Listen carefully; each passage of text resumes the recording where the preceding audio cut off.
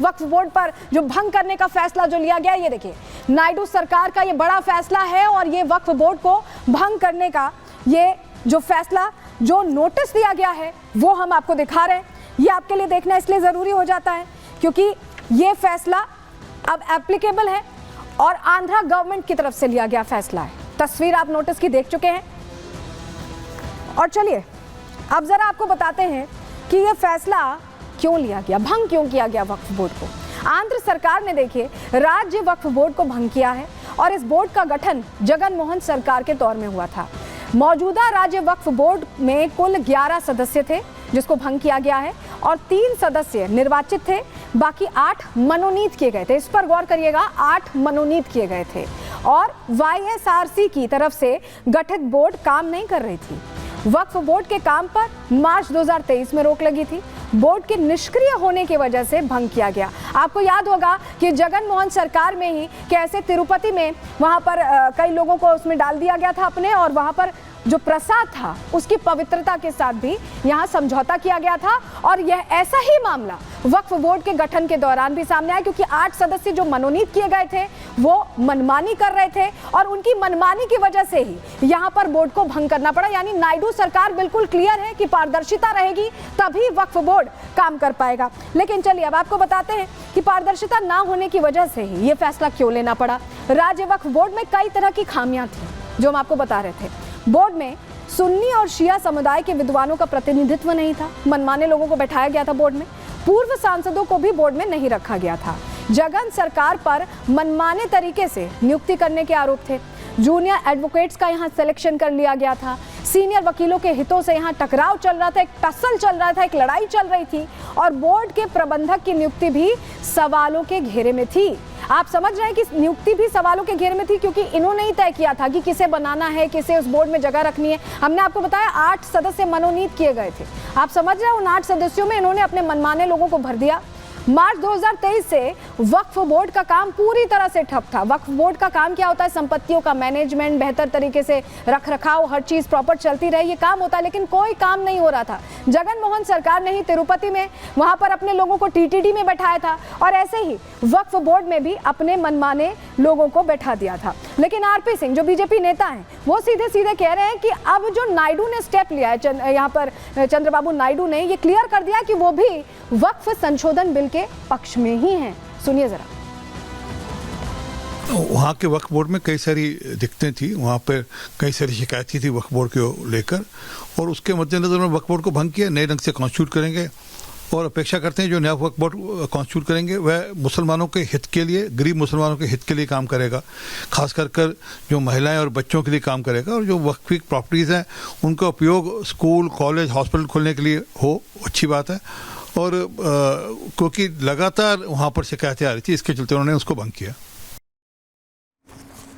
देखिए चंद्रबाबू नायडू पर जो दबाव बना रहे थे, जो मौलाना बार बार कह रहे थे कि चंद्रबाबू नायडू अपना स्टैंड क्लियर करें, चंद्रबाबू नायडू ने वो कदम उठाया है कि सीधा मैसेज मेरे ख्याल में विपक्ष को भी पहुंच चुका है, मौलानाओं को भी पहुंच चुका है। लेकिन कैसे केंद्र सरकार जिस रास्ते पर चल रही है, क्योंकि ये कहा जाता है कि वक्फ बोर्ड जो है वहां पर देखिए जो मुस्लिम हैं, जो गरीब मुस्लिम हैं या शिया हैं या बोहरा समुदाय के लोग हैं, उनके लिए मुश्किल हो जाता है, उनका प्रतिनिधित्व नहीं होता। जो एक तरह से जो टॉप रेटेड लोग हैं जगह मिलती है और वो मनमानी करने लगते हैं और ऐसे में ये लोग प्रताड़ित होते हैं। ये बदलाव की मांग कर रहे थे और उस बदलाव का केंद्र सरकार जैसे समर्थन कर रही है, केंद्र सरकार जैसा फैसला ले रही है, वैसा ही नायडू लेने के लिए तैयार हैं। ये कम से कम ये समझ में आ रहा है। चलिए जरा हम आपको समझाते हैं कि हम ऐसा क्यों कह रहे हैं। वक्फ बोर्ड के काम को देखिए सुव्यवस्थित करने के लिए सरकार ने बड़ा फैसला लिया, संपत्तियों का कुशल प्रबंधन सुनिश्चित करने का फैसला लिया और यही वजह कि संशोधन का ख्याल आया और उस पर काम भी किया गया।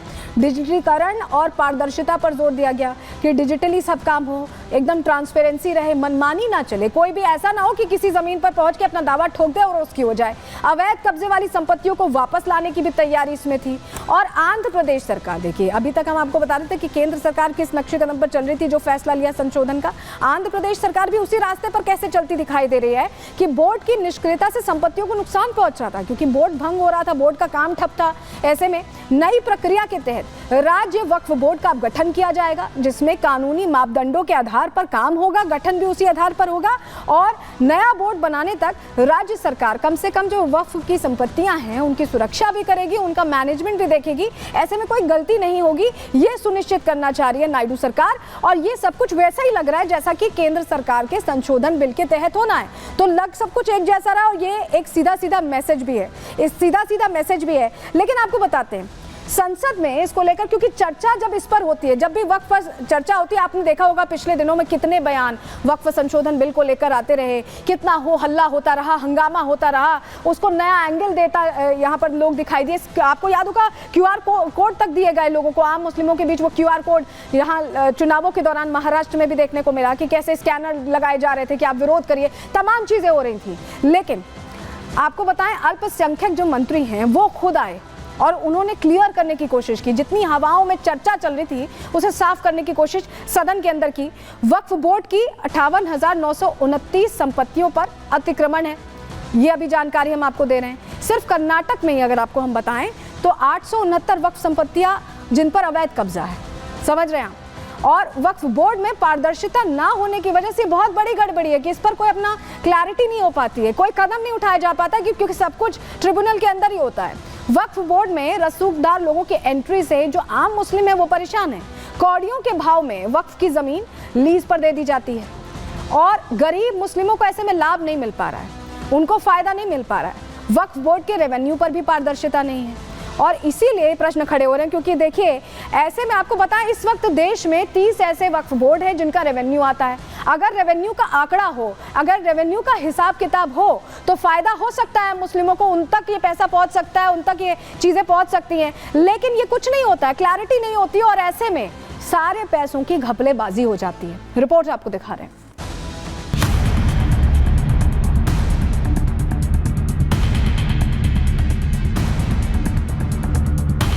अगर चंद्रबाबू नायडू की बैसाखी न होती और उधर नीतीश कुमार की बैसाखी न होती तो बीजेपी गवर्नमेंट नहीं बना सकती। दिल्ली में मुस्लिमों की भीड़ जुटाकर मौलाना मदनी ने एनडीए में शामिल नीतीश कुमार और चंद्रबाबू नायडू को वक्फ संशोधन बिल का समर्थन न करने की धमकी दी थी। मदनी ही नहीं, विपक्ष में बैठे कई ऐसे नेता हैं जिन्होंने केंद्र सरकार को अस्थिर करने की मंशा के साथ ही एनडीए के सहयोगी दलों को चेताया था। लेकिन आंध्र प्रदेश सरकार के एक फैसले ने ऐसे मौलानाओं को जवाब दे दिया है। आंध्र प्रदेश सरकार ने राज्य वक्फ बोर्ड को भंग कर विपक्ष को यह बता दिया है कि वक्फ बोर्ड में मनमानी और वक्फ बोर्ड की दादागिरी अब नहीं चलेगी। दरअसल जगन मोहन सरकार ने आंध्र प्रदेश वक्फ बोर्ड में मनमाने तरीके से नियुक्तियों को अंजाम दिया था। इन नियुक्तियों के खिलाफ कई याचिकाएं दायर की गई, जिसके बाद हाईकोर्ट ने वक्फ बोर्ड अध्यक्ष चुनाव पर मार्च 2023 में रोक लगा दी। इस रोक के बाद से ही वक्फ बोर्ड पूरी तरह से निष्क्रिय हो गया था, जिससे वक्फ संपत्तियों पर अतिक्रमण का खतरा बढ़ गया था। साथ ही वक्फ के रेवेन्यू पर भी असर पड़ रहा था। यही वजह है कि चंद्रबाबू नायडू सरकार ने पिछली सरकार के सभी आदेशों को वापस लेते हुए वक्फ बोर्ड को भंग कर दिया। जिस तरह से केंद्र सरकार वक्फ बोर्ड में फैली गड़बड़ियों को दूर कर पारदर्शिता लाना चाहती है, वैसे ही नायडू सरकार भी वक्फ संपत्तियों की सुरक्षा और वक्फ का काम सुचारू रूप से चलाने पर जोर दे रही है। नायडू ने अपने इस फैसले से यह भी साबित कर दिया है कि वक्फ बोर्ड में सुधार के लिए जो भी मुमकिन फैसला होगा उनकी सरकार वो जरूर लेगी। नायडू सरकार के इस फैसले से विपक्ष के अल्पसंख्यकों को बरगलाने वाली साजिश पर रोक लग गई है, क्योंकि इस फैसले से एक बार फिर आंध्र प्रदेश वक्फ बोर्ड में नई नियुक्तियां होंगी। जिन कानूनी मापदंडों को जगन सरकार ने दरकिनार कर दिया था उसे अमल में लाया जाएगा। साथ ही शिया और सुन्नी समुदाय के विद्वानों को प्रतिनिधित्व मिल सकेगा। Bureau report, Republic Bharat.